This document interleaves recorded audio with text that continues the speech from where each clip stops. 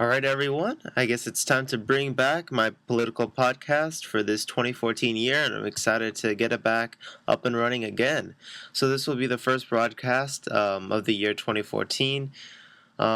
So we're going to talk about politics in a general format today in 2014. So rather than covering specific issues, I'm going to talk about just sort of the broad political prospects for this year and the near future and what we're going to expect a little bit. So hopefully it won't take too long. And as always, if you want to come in the show in the future, just let me know, message, comment if you want to discuss certain issues or want me to cover certain issues. Just, again, comment, message me, or let me know. So with that being said, let's get into it. So 2014 is going to be a huge year for a variety of reasons. Now, we'll talk about the congressional midterms in just a little bit, but what I want to talk about is something that's a little bit forgotten, is that over 30 states are having a gubernatorial election. So that's going to be big. A majority of states are going to have some sort of gubernatorial election. A lot of state assembly seats are up for grabs, state senate seats are up for grabs. So there's going to be a lot of room there for maneuvering. However, with the massive power of gerrymandering, I believe it's very much going to be more of the same. I believe it'll all roughly balance out. I think heavy Republican states will continue to have heavy Republican legislatures, and heavy Democratic states will continue to have heavy Democratic legislatures. I think the governor seats will likely stay the same, although there could be things that happen. So we'll see about that. But gerrymandering is becoming such a huge problem that I really encourage states to take up an independent commission, because California has one, and it's considered one of the most proportional states in terms of how the districts match up to the actual demographics and everyone having a fair vote. California is considered one of the best states by political scientists, and I believe other states should also form an independent commission if they haven't done so already. I guess that's the shout out to California to show my bias and just to show, from the research I've been doing, from the looks like it, from the looks of it, seems like Jerry Brown will win a second term in 2014 based on current political prospects. He balanced the budget. There's a surplus. He's not perfect, but I don't think people hate him enough to vote for someone else. And there's no one that's really going to be, I think, formidable if he runs in 2014 to go against him. So it's going to be a pretty easy pickup for Jerry Brown. So I don't want to talk about 2016 because I just don't like speculation so early in the game. Yes, Hillary might run. Who knows who the Republican frontrunners are? But at the end of the day, I won't start talking about that till next year. It doesn't really matter till 2015.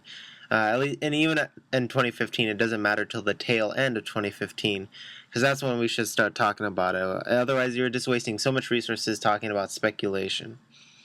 And there's a lot that could happen until then. I mean, there's a lot that can happen between now and Election Day 2016, so why bother with useless speculation? It is fun, I will admit, but at the end of the day, let's just hold off a little bit.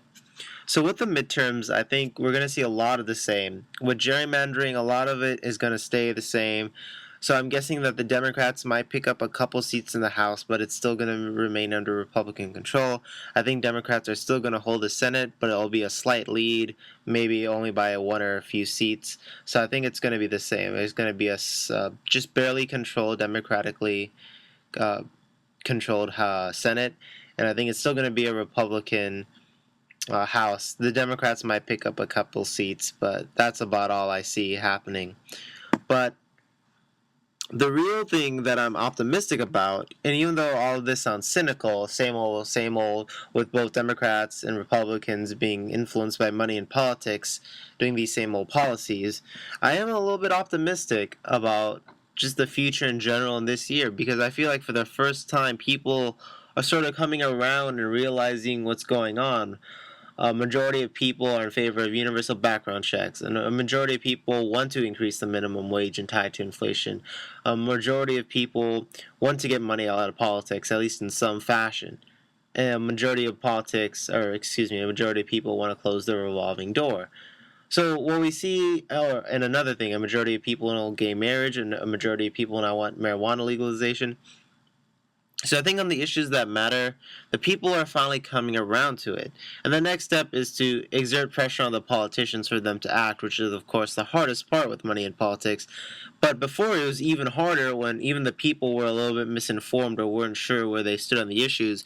But now I think the people are slowly turning and realizing that, hey, these changes have to be made, that people deserve to have a fair wage for what they do, that the minimum wage should definitely be raised. They see marriage as something about love, and gay marriage is not a problem at all.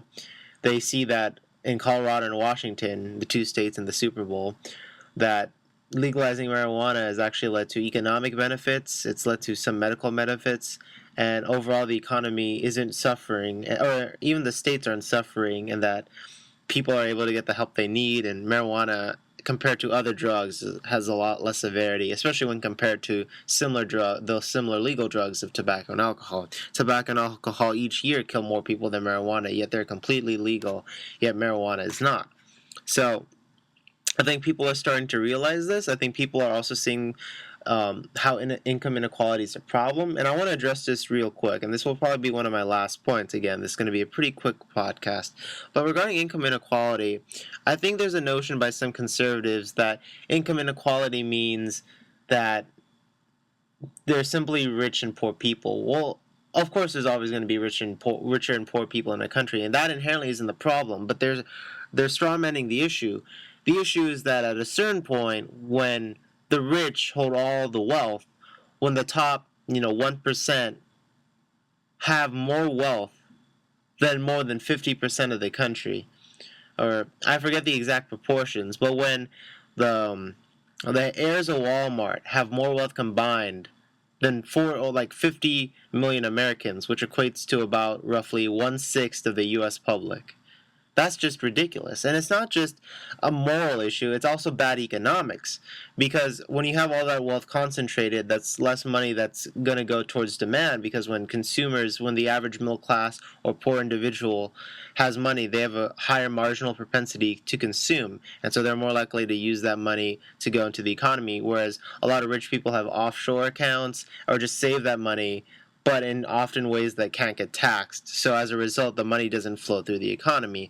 I'll give you an example. This was actually talked about by an investor in Amazon in a banned TED Talk, and I'll actually attach that with on the YouTube thing, on the YouTube upload. But what he was saying was that the real job creators are consumers, because on the demand side, these companies aren't going to be able to grow unless they have people buying their products. Now, to me, the real job creators are everyone.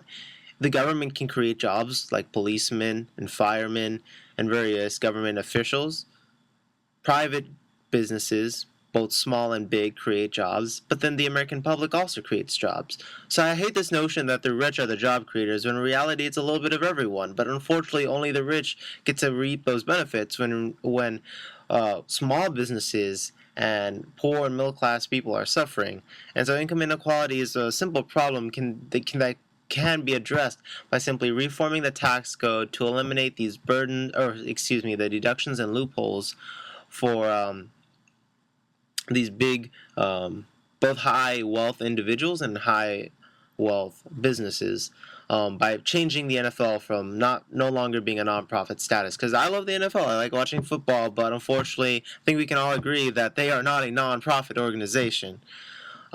So simple things like this, and then just bringing the dialogue and discussion, and investing more in social programs.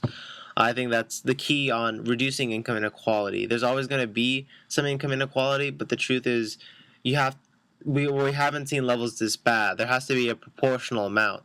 There should be richer people, but they shouldn't have so much wealth that it not only is just a moral wrong, but actually is just bad economics as a whole.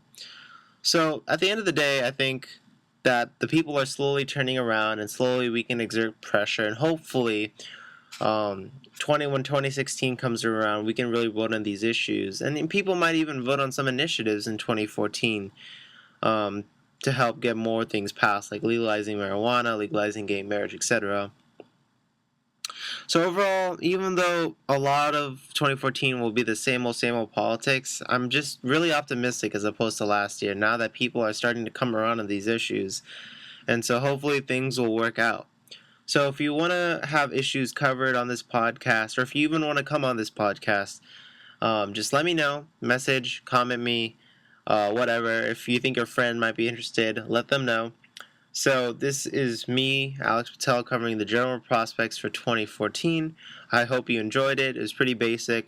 The general summary is most of the seats, both at the state and national level, will be the same, a few things here and there, but the optimistic side is that the people are more informed on these issues, and I think we're slowly moving towards the right direction, though it'll require a lot of effort to get the money out of politics, which is the real barrier between having the people's voice heard and then just getting Congress to enact those voices into law.